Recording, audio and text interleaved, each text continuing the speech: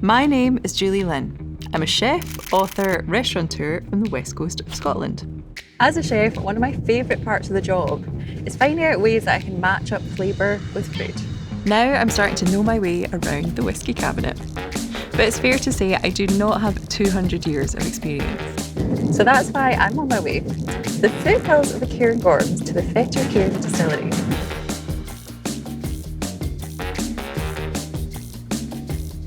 I want to know how it became popular, how it has changed over the years, and why it makes my food taste different. And finally, I want to know what is next for this wondrous little malt. First, I want to find out the impact place has on the world of whisky. And who better to tell us more than Fettercairn's longest serving member of staff and village local distillery manager Stuart Walker. Fettercairn is situated in a place called the Howe, the Mearns, just right between Aberdeen and Dundee. Beautiful fertile land, a lovely part of the world to stay in. Just ideal for what we're doing here for the distillery. Perfect, to be honest. I've lived in or near Fettercairn all my life. I actually grew up in Distillery Road. I used to be aware of the guys on shifts. You'd have a chat to them as they were passing your house. You grew up knowing their families, went to school with their kids. There was a whole community that's, I would say, developed around the distillery itself. I started working here in January 1990. Started as a warehouseman, made my way through production, doing the mashing, the stills, and then went on for brewer, and then became manager in 2015. The place affects the characteristics of whisky in a way that, obviously, it's where the distillery is. It's the land that it's within. It's the water that comes off the hills, what the water has passed through, what type of rock it's passed through to get here. Where you are and the climate you're in has a huge influence in the product that you're going to make. You go to the islands and that, you're going to get your peated malts, which is lovely whiskies, but it's different notes that they're looking for, different flavours. Whereas I would say that Highland and probably a particular Speyside malt, you're looking for lighter, fruitier, floral notes. I think there's a huge influence on the people who've worked previously in the distillery. There's so many little tweaks and turns and little things that happen within each distillery that can only be passed down from one generation to another just by talking to each other and working alongside each other. I mean, I was lucky enough to have come here 30 years ago, and the people who learned me had been here 30 years before them. It means a lot to the town. Now the whiskey's being recognised all over the world. It kind of brings people home. There's a sense of pride. But it works the other way as well, because the distillery gets huge amounts of support. There's no better ambassador than the people that live in the village. People are transported by the taste of a dram. When I drink the 12-year-old, it takes me back. I see the faces of the people that learnt me the job at the distillery.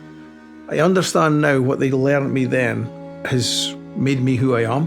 When I drink Fettercairn, that's what I see, is the people. I'm very honoured to be part of the story of Fettercairn. When I hand it over to the next generation, I just want it to be in a place where I know that it's going to continue maybe for another 200 years. The place, the people, the distillery, it means everything to me. Before we look at the changes that have come in the last 200 years, it makes sense to go back to whisky's illegal origins. To take us on that journey, we have a food historian on hand. Tenement Kitchen's Peter Gilchrist. The story of whisky begins in the home, or in the crofts and cottages, to be more accurate. You see, whisky was more than just a drink. It was a sacred part of ceremonies, weddings and funerals. And if the bottles ever ran dry, it was a source of immense shame. You can't underestimate the importance of whisky. You could trade it for things like rent, or even in lieu of payments for farm workers. With every new growing commodity comes an inevitable duty, taxation. In 1725, this fear was soon realised, and government officials began collecting 2 pence for every barrel of malt. As riots broke out across the country, distillers began quietly moving their whisky-making underground. Fettercairn, with its mountain tracks and hidden valleys, was difficult for tax collectors to navigate. But, of course, they too had an illegal distillery, nestled just outside of town, run by a tenant farmer called James Stewart. The villagers saw the tax collectors as the enemy. With secret codes and signals, the entire village would help to smuggle James's illegal whisky across the county. In the dead of night, barrelled in wagons, or even hidden in coffins. In 1824, a local landowner in Fettercairn was given the very first of Scotland's new distillery licences. He knew that he needed to find someone to become his business partner. There was one person for the job: the talented illicit distiller and community hero James Stewart, who soon became the first ever stillman at Fettercairn Distillery. Lots of things can change in the space of 200 years. To find out more about how whisky has stayed innovative, I've invited whisky writers Abbie Moulton and Kristiane Sherry round to my restaurant in Glasgow for a chat.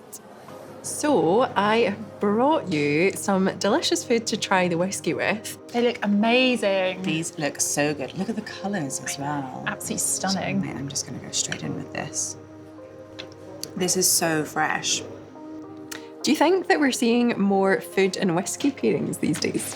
Yes, I am. I think one of the great things about kind of bringing whiskey to people is the element of surprise. And I always love that light bulb moment. And I think when you're pairing whiskey and food, it's a really good way to introduce people to it. If you get a different element of each whiskey with every different dish that you try it with. I completely agree. I think sometimes whiskey can have this like intimidating element to it. And actually when you just reduce it down to flavour, friends who love food and cooking, they can just understand it so much more. And there's very little barriers to like pairing wine or other drinks with food. So yeah, why not whiskey as well? If vodka or gin were only ever to be drunk neat, nobody would ever drink them. That's, I think, if there's one thing that has made people afraid to get into whiskey, it's this idea that they have to drink it neat. Do you know what? You are absolutely right, because we are starting to see quite a lot of younger generations drinking whiskey in the restaurant, and it's in cocktails. It can also just be a little jam with dessert at the end. It's the fact that people are drinking less alcohol, and there's quite a bit of sort of less but better. The whiskey and food is definitely a way to enjoy those flavours more. So in the last 200 years, what would you say are the most important innovations that you've seen in the whiskey industry? Big question. Big question. So many. I think one of them is just the advent of single malt at all and how that came to be. I think sometimes when we think about innovations, we think about, you know, flash in the pan trends that have come about more recently, but whiskey was historically blended. Yeah. So single malt's existence is pretty innovative. And what about in the modern day? What has changed in the whiskey industry in recent times? I think a lot of the innovation we're seeing now is really interesting because it's almost rooted in history too, looking at different grain varieties, bringing different varieties back, or looking at fermentation and yeast strains. And I think that's adding craft. It's giving people a reason to get interested all over again. Yeah. And I think there's something really innovative as well, just as particularly in the last 5 or 10 years, how whiskey's become more diverse. You've got diversity of thought throughout the supply chain. I think that's only a good thing for whiskey, and it's driving so much innovation. What innovations do you want to see going forward in the future for whiskey? I think we're probably seeing the beginnings of future traditions. So someone out there is doing something wild and experimental that's making people go, what is this? And actually, as much as it seems weird and wonderful to us now, somewhere in there are the foundations of future traditions. And I think that's really exciting. I absolutely love that. I feel very optimistic personally. Things like how distilleries are even shipping. I think there's a lot of innovation in packaging and how whiskey's communicated these days. That's maybe a step away from flavour, but I think it's very important for securing the future of whiskey. It's been really great speaking to both of you because it's given me a bit of knowledge about how whiskey has changed so far, and it seems like we have so much to be excited about for the next 200 years of whiskey. We've looked at the innovators, and now it's time to discuss the flavour that keeps us coming back for more. To do that, I'm off to Nauticus in Leith to meet whisky consultant and bar specialist Simon Smith. Why is flavour so important to you when it comes to whiskey? I think it's the first thing we should talk about when we talk about whiskey, and historically it's ironically been the last. That's how you can describe whiskey to someone in a way that means something much more than, say, it's 18 years old or it's from this place, because realistically, that can mean anything in terms of flavour. But what it tastes like, what it means to you and I, that's the enjoyment of whiskey, and that's the bit that you can share with friends and with family, and in the convivial way that whiskey should be. Yeah, I think that's really important. It boils down to whether you like that flavour. And that's going to keep people drinking it as well. So when it comes to drinking whiskey, is there a set way to drink it? However you like it. And certain whiskies deserve certain treatments. Some whiskies do open up with a little bit of water. Some whiskies are nice with a bit of chill on them with some ice. But at the end of the day, it's whatever you prefer. There's no right or wrong. Whiskey's to be enjoyed first and foremost. And however you like it, that's the way you should be drinking it. So picture the scene. I've arrived in your bar and I've never tried whiskey before. How would you serve it? I would always serve it to you neat first and foremost, because we can always add to, but we can't take away from. With the Fettercairn 16-year-old, we're gonna have a little neat dram of this, just to get us started. I mean, it looks beautiful. It's got a lovely colour. And what kind of flavours am I looking for? There's a couple of things in whiskey that you're really looking for when you talk about flavour, and that's the distillery character. That's what the house style is. That's what kind of comes off the still. That's what a distillery aims for and is known for.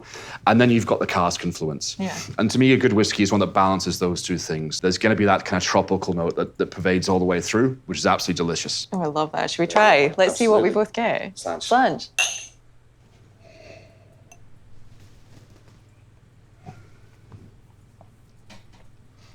Oh, that is so lovely. It's delicious. You've got a nice gentle start. So that slight punch above 40 just gives you all those nice fruity flavours really lasting on the palate. And it's still going now. You're still enjoying all that. It doesn't go anywhere.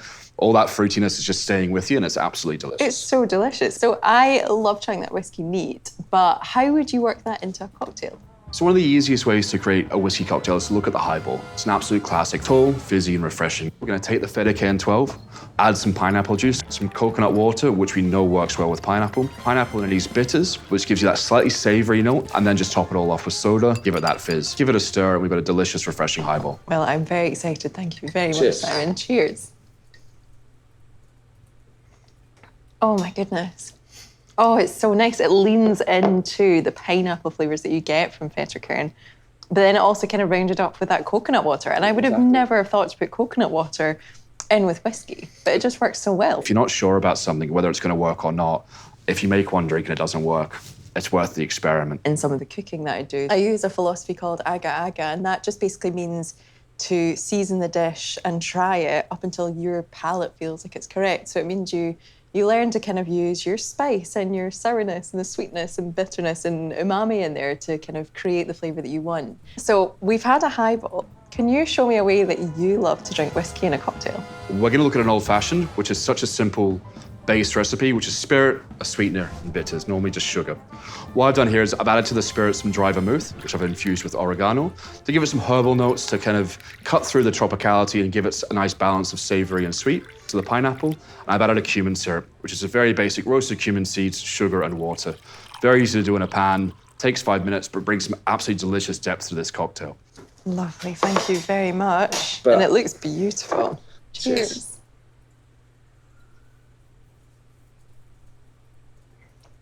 Oh, that is just absolutely beautiful. In fact, that whiskey is almost like the holding hands between the cumin and the oregano, and it's flavours that you wouldn't necessarily put together, but actually the liquid really pairs it all in a really happy marriage in that glass. Well done. I'm going back in again, it was that delicious. Now, one of the memories that I have of whiskey actually was, weirdly not in Scotland, but in Canada. We had a dram with some freshly brewed maple syrup, and I've actually brought you that maple syrup to try. Amazing. You're that right. Smells delicious. It's delicious. It's a very fragrant maple. Oh, that's so nice. I mean, that just tastes like an old-fashioned already. It's bringing some nice sweetness, a bit of floral, a bit of spice, and it just shows what a small addition to whiskey can really do. Where do you see the whiskey industry going and how we drink it in the future? I think we're going to see a lot more younger whiskey come to the market. What we've also seen is a huge depth and variety in the type of casks that are being used. We can use things like tequila casks, mezcal casks. There's a whole new world of things available to the whiskey world now. And of course, all those options will just simply breed innovation. There's always these people developing and experimenting and taking what they already love and trying to take it to new and different heights. I love that. I think we're at the start of something very exciting. Here's hoping. So we've looked at 200 years of single malt. But what about the future? To discuss that, I'm meeting with one of the minds making some imaginative moves in the world of whiskey, master whiskey maker Greg Glass. So Greg, thank you so much for having us here at Fettercairn. It's so beautiful. Yeah, welcome. It's very nice. So tell us about your everyday. What does that look like here? Well, every day is very different. Usually distilling, usually filling casks as a master whiskey maker. I'm also working with Stuart Walker and the team here and looking at future recipes. Oh wow, so you've got a big duty here. Yeah, it's pretty big. It's taking the best of what we have in terms of tradition and what's been laid down over the years, but also looking to the now and also the future.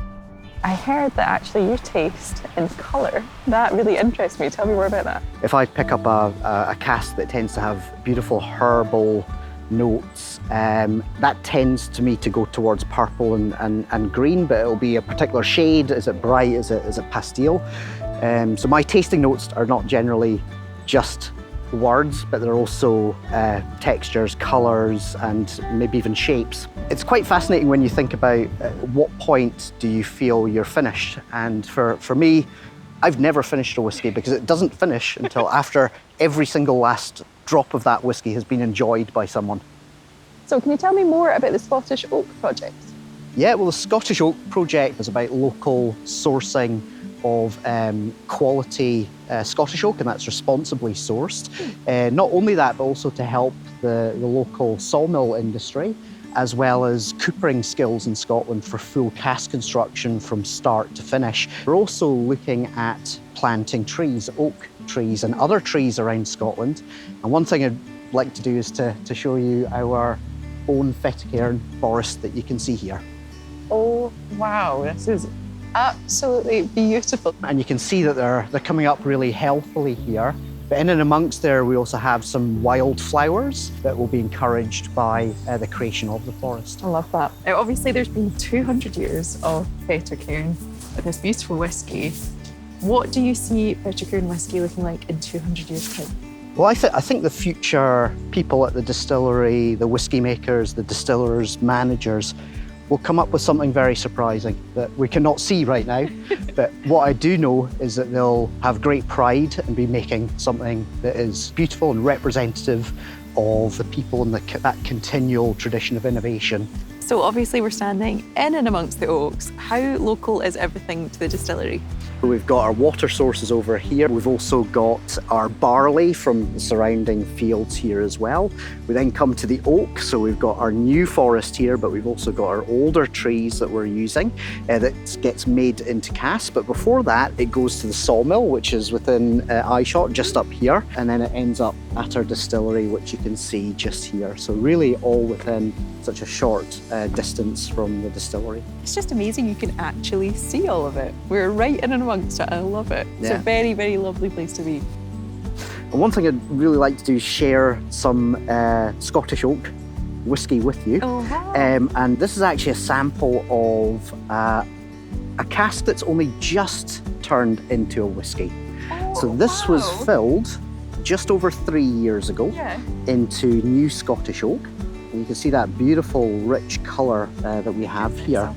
So it'd be great to see what you The colour is think so of that. lovely. And this must be quite a unique one. Absolutely. So the particular tree itself was windfell, and then it was toasted heavily, which brings out different characteristics, the heat treatment that we have. So Well, I sláinte. feel very lucky, so sláinte. Thank you very much. Cheers. Greg, I am blown away by that. And on the nose, you get those really lovely pineapple-y flavours as well. So it is a pleasure to share a glass of whiskey with Greg Glass. Here is to the next 200 years of whiskey. So there we have it. We've travelled from whiskey's illegal origins, across a couple of centuries, and ended up in a forest that is preparing for the next 200 years of single malt. I set out on this journey to try and understand a little bit more about this special drink, and have not been disappointed. I've seen how place impacts the very essence of the liquid, how the industry has changed and evolved over time, and I've met the people working each and every day to ensure that we can all enjoy a dram and in new and exciting ways for generations to come. With each drop of whiskey, there's not just 200 years of history, but 200 years of stories, legends, and ideas. And of course, the very thing that makes progress like that possible, 200 years of imagination. Cheers to that.